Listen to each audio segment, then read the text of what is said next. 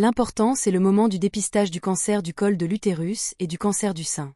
Merci à tous d'avoir suivi cette vidéo éducative sur la chaîne Santé tous les jours 247.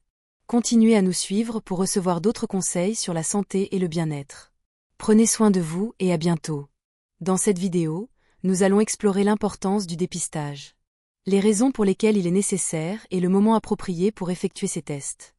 La détection précoce de ces cancers peut sauver de nombreuses vies en permettant un diagnostic rapide et un traitement efficace. Partie 1. Pourquoi le dépistage est-il important? Le dépistage du cancer joue un rôle crucial dans la prévention et le traitement du cancer du col de l'utérus et du cancer du sein. La détection précoce permet d'identifier les anomalies avant qu'elles ne deviennent graves, augmentant ainsi les chances de succès du traitement. Le dépistage peut détecter des cellules précancéreuses ou des tumeurs à un stade où elles sont plus faciles à traiter et à guérir.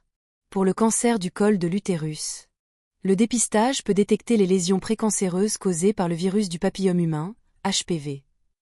Le HPV est une infection sexuellement transmissible courante qui peut entraîner des modifications cellulaires anormales dans le col de l'utérus. Si ces anomalies ne sont pas traitées, elles peuvent évoluer en cancer du col de l'utérus. Le dépistage régulier permet de surveiller ces modifications et de les traiter avant qu'elles ne deviennent cancéreuses. Pour le cancer du sein, le dépistage peut révéler des tumeurs mammaires à un stade précoce. Le cancer du sein est l'un des cancers les plus fréquents chez les femmes. Et la détection précoce est essentielle pour améliorer les taux de survie.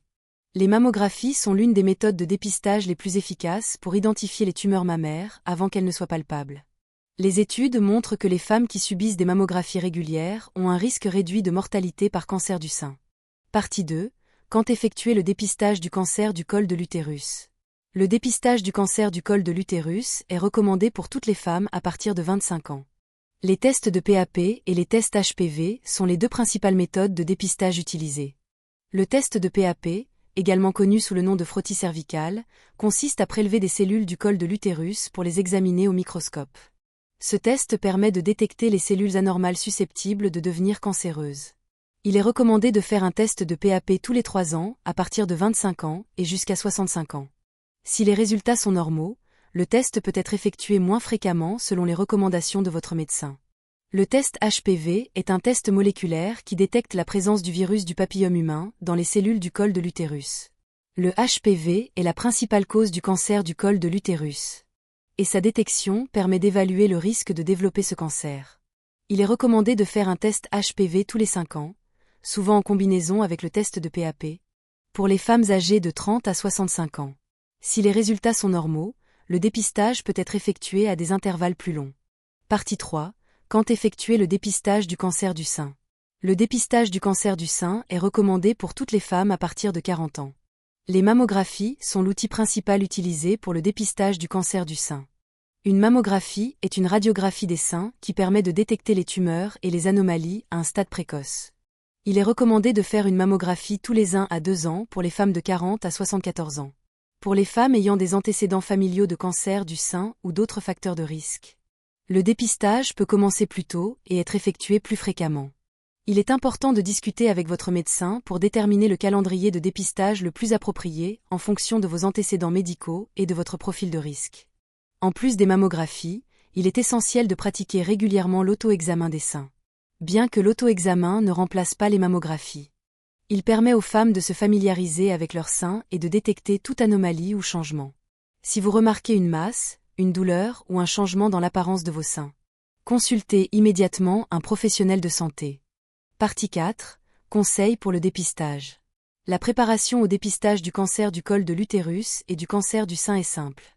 Mais il est important de suivre quelques conseils pour garantir des résultats précis et un processus confortable. Pour le test de PAP et le test HPV, il est recommandé de prendre rendez-vous en dehors de vos règles pour éviter toute interférence avec les résultats. Éviter les douches vaginales, les tampons et les relations sexuelles pendant 24 à 48 heures avant le test. Informer votre médecin de tout antécédent médical pertinent, y compris les infections ou les traitements antérieurs. Pour la mammographie, il est recommandé de programmer l'examen une semaine après vos règles, lorsque vos seins sont moins sensibles. Éviter d'utiliser des déodorants, des parfums ou des lotions le jour de l'examen, car ils peuvent apparaître comme des taches sur les radiographies.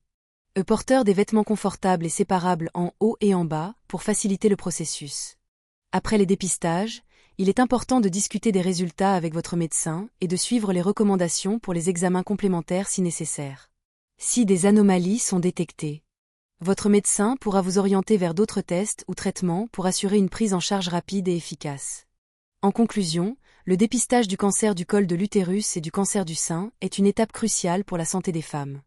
La détection précoce permet de traiter les anomalies avant qu'elles ne deviennent graves, augmentant ainsi les chances de guérison et de survie. Il est essentiel de suivre les recommandations de dépistage et de consulter régulièrement votre médecin pour discuter de votre santé et de vos risques individuels. Prenez rendez-vous pour vos dépistages et encouragez les femmes de votre entourage à faire de même.